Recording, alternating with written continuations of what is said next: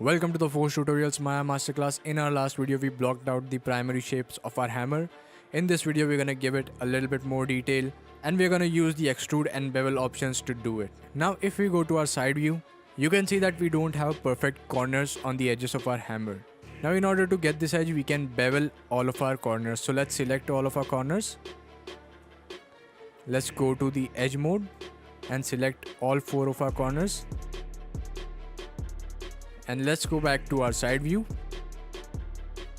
And when you shift plus right click, you can see that you have this little option right here that says Bevel Edge. Now when we select this option, you can see it gives us this result and this little pop-up box shows up. Now from here you can adjust the fraction, and as you can see the 0.2 value matches pretty well with the hammer that we have in our scene. You can also increase the segments, but that's also going to smooth out the edges, and this smoothing is called chamfer. You can turn the chamfer on or off from here, but that's going to give us this curve. You can control this curve with the depth option right here. You can go out or you can go inside. Right now we don't want any curves, so we're going to put it to 0, and we also don't want any segments, so I'm going to also put the segments to 1. So that's the basic function of your bevel tool.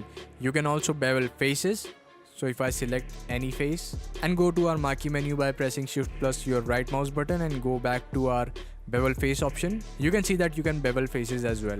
Now another thing we need in our hammer is this extended part. Now there are 2 ways you can make this part. We can either add edge loops inside our hammer and then take our vertexes and pull them forward and then scale them down, or we can select these faces and then go back again to our marquee menu, which is shift plus right click, and go to our extrude face. Now as soon as we click on this option, again a pop-up box appears.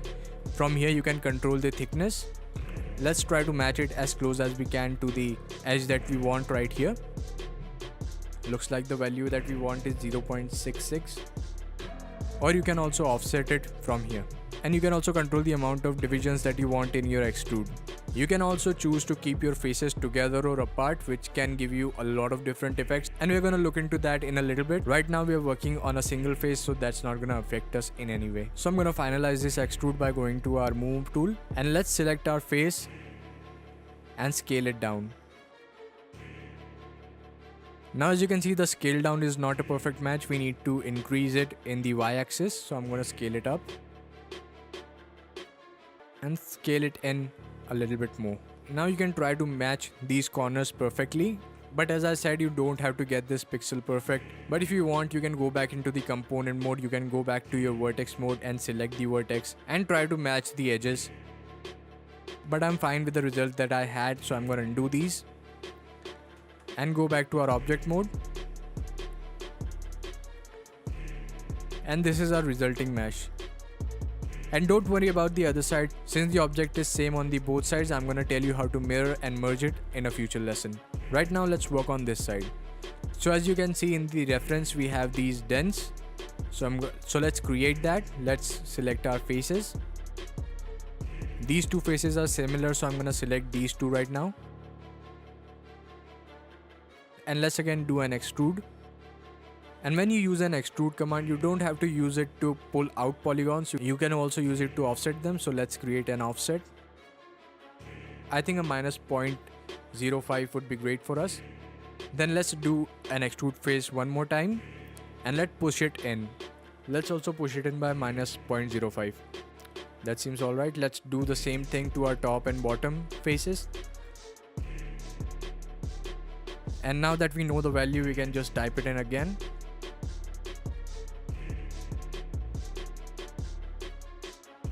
And then push them in again.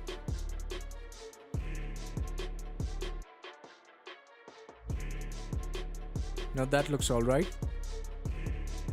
Let's move on to the other objects. Let's create a base. Let's create a base that joins our hammer to the grip. Now we can also create that shape easily with a cylinder. So let's create a cylinder. Go back to our top view and drag that out. And go back to our side view and give it depth. And let's try to match it with our reference. Let's snap it to the center. Let's scale it down a little bit. Right now we're just trying to match it as much as we can to the reference. Again, let's go to the vertex mode and scale it down. That looks alright. Let's go back to our object mode and let's add a little bit more resolution to it. And now that we have made custom modification to this object, and if we try to add more resolution through our channel box, you can see that it will give us artifacts. In order to add more resolution, let's shift plus right click on the object and go to insert edge loops and add a few edges to the object. Now we're gonna talk in detail about the edge loops and edge flow in future lessons. Right now we're just adding edge loops so we can define this object properly.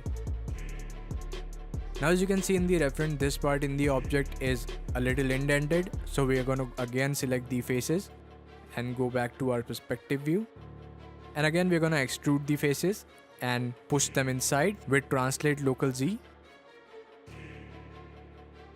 Minus 0.02 seems about right. As you can see, it's matching pretty well with the reference.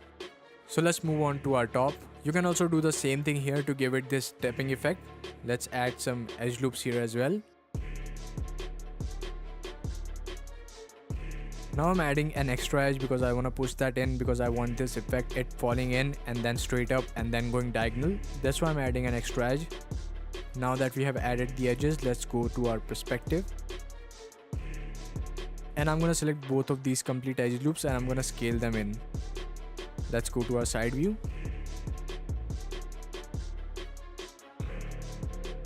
Let's snap them to the edge loop below. So it's a straight fall off. That looks pretty much spot on. So let's go back to our perspective. So as you can see, we now have created this stepping effect in our hilt. Now let's make the rings around the hilt. Now in reality, you will probably make these things with normal maps, but right now we're gonna just model it. So let's create a torus. Let's go to our top view. Let's decrease the thickness. Let's go to 0.02. Decrease the radius. And let's try to match it so it's halfway through our mesh. Let's make sure that all of the meshes are centered on the same point. Let's select our torus and make sure that it's also centered on the same point. Now our mesh should be halfway through. It's not, so let's adjust it a little bit more.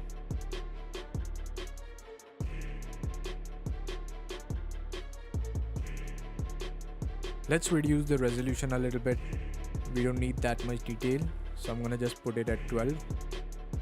Let's go back to our side view and go into the component mode of the torus and activate our soft selection brush, and let's select the center vertices and let's increase the size of our soft selection brush and let's move it up a little bit and try to match it as best as we can to the rings. That seems about right. And so let's go back to our object mode and let's put it down here. Now that we have made one ring, we can just duplicate it again and again until we have all the rings. We're going to do that also in a future lesson. Right now I'm going to leave it at that. Now let's create this bottom disc.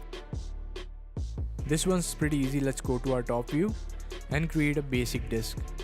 Just drag it. Let's give it a little bit of thickness. Let's go back to our side view and move it down. Let's scale it down a little bit and just match it with the disc. Let's center it with all the objects.